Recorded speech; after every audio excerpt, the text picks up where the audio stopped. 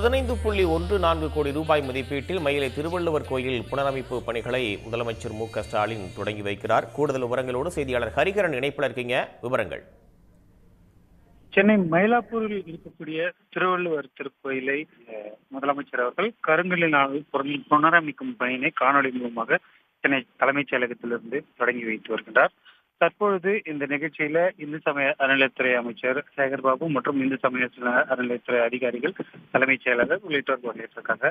அதாவது மயிலாப்பூரில் இருக்கக்கூடிய இந்த திருவள்ளுவர் திருக்கோயிலை பொறுத்த வரைக்கும் நீண்ட நாட்களாக குடமுழுக்கு நடைபெற்று நீண்ட நாட்களாக இருக்கக்கூடிய நிலையில கோயிலை மீண்டும் புனரமைக்க வேண்டும் என்ற ஒரு கோரிக்கை வந்திருந்தது.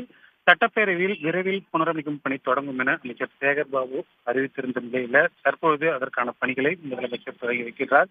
சமீபத்தில் கன்னியாகுமரியில் அமைக்கப்பட்ட திருவள்ளுவரின் 25வது ஆண்டு நிறைவு பெற்றிருக்கக்கூடிய நிலையில இந்த பணியையும் உடனடியாக தொடங்கி வைத்திருப்பது குறிப்பிடத்தக்கது. நீண்ட நாள் கோரிக்கையை தற்போது இதற்கான பணிகள் தொடங்கியுள்ள நிலையில 15 கோடி ரூபாய் மதிப்பீட்டில் இந்த பணிகள் நடைபெறும் என தெரிவிக்கப்பட்டிருக்கு. தற்போது அதற்கான பணியை சென்னை தலைமைச் செயலகத்தில் முதலமைச்சர் அவர்கள் காணொலி மூலமாக தொடங்கி வைத்துள்ளது குறிப்பிடத்தக்கது. வேறு என்னென்ன திட்டங்களை காணொலி வாயிலாக முதலமைச்சர் இன்றைய தினம் தொடங்கி வைக்க இருக்கிறார் ஹரிகரன்?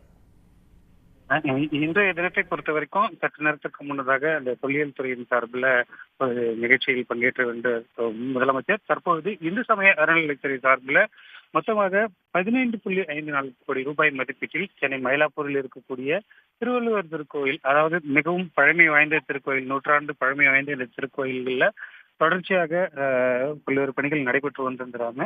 பழமையாக உள்ள கோயிலை பல்வேறு இடங்களில் தமிழகம் முழுவதும் புனரமைத்து குடமுழுக்கும் மேற்கொள்ளும் பணியினை திமுக அரசு பொறுப்பேற்றதிலிருந்து தொடர்ச்சியாக மேற்கொண்டு வருகின்றது. அதன் ஒரு பகுதியாக மயிலாப்பூரில் இருக்கக்கூடிய மிக முக்கியமாக பழமை வாய்ந்த இந்த திருக்கோயிலை புனரமைக்க வேண்டும் என்ற கோரிக்கை நீண்ட நாளாக வந்திருந்ததன் அடிப்படையில் தற்போது கடந்த சில மாதங்களுக்கு முன்பாக சட்டப்பேரவையில் அறிவிக்கப்பட்டிருந்த நிலையில தற்போது அதற்கான பணிகள் தொடங்கி இருக்கக்கூடிய நிலையில் முதலமைச்சர் அவர்கள் அந்த பணியினை தொடங்கி வைத்து வருகின்றார்.